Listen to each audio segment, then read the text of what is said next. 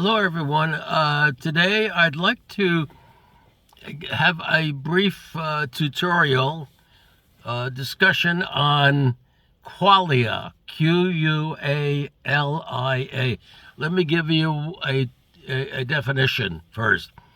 Qualia are impressions that the brain creates and interjects into our consciousness, our conscious perceptions, to tell us what's going on in the world.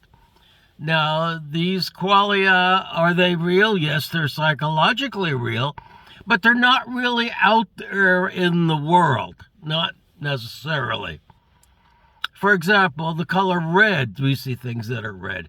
I went through some of this when I talked about the phenomenal world that we live in, and all qualia basically are part of the phenomenal world. But we see the color red.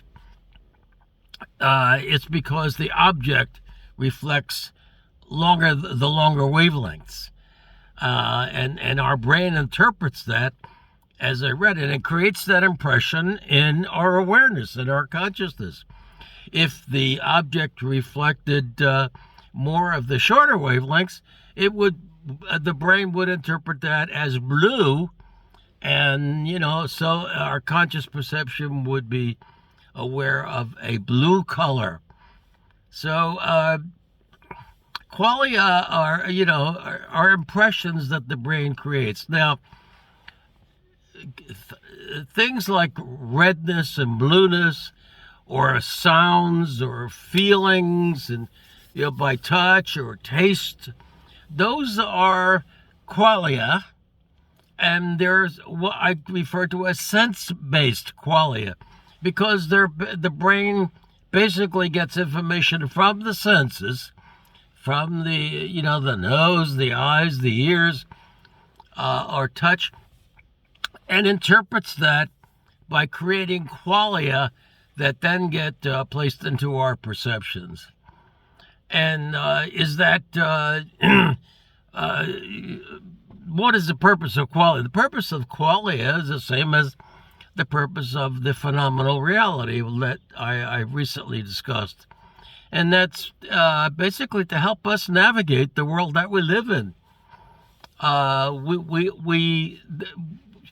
would be way too much information for our consciousness if it took into account all of the data being received by the senses, even at any one instant. This is why I assume that in our development, in our design, in the human design, consciousness and qualia and phenomenal world came about. Now, there are also, and this may be unique to me, I don't know, but I don't see many authors emphasizing this. There are non-sense based qualia. I'm not saying nonsense, I'm saying non-sense based qualia. And I'll give you some examples. Some of the objects in our perception are actually out there, they're real, they exist. And some objects are just either imaginations or illusions or thoughts. And those objects don't really exist out. Now, how do we know the difference between those objects that we encounter that are real and the objects that we encounter that are not real? Well, the brain, again, creates a non-sense-based qualia called reality. And it paints the things that it senses are real with that impression. So when we see something that the brain feels is real, we see it in a different way than something that the brain would interpret as just a hallucination or an imagination. So here the brain basically is telling us this is real and this is not real. And other examples, when we deal with people, we can consider another person as just a talking machine.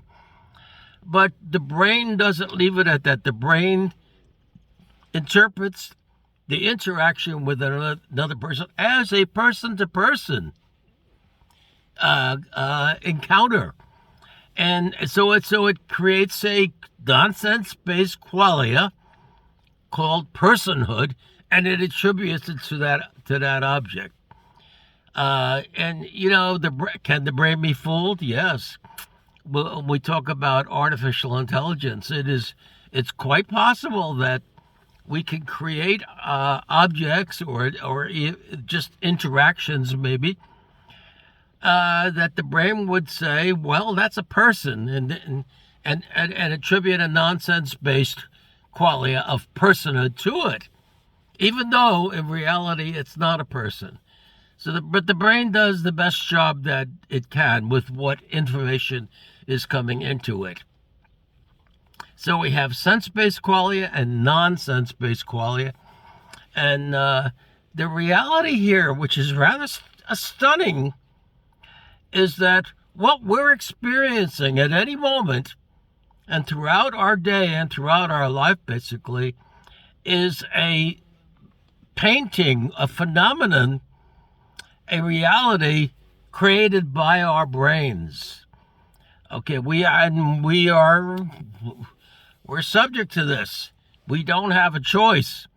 We of course, as scientists, we'll investigate things, and then we'll find out about wavelengths and photons and sound vibrations in the air and so on. And philosophically, we'll investigate things like, well, what is it when something is real, and what about an object that is just simply a concept? We'll investigate those. But in terms of the world we actually immediately sense and live in, it's created by our brain. It's kind of staggering to realize that's the case. But we can talk more about this if there are questions. I'd be happy to answer it in the future. Thank you.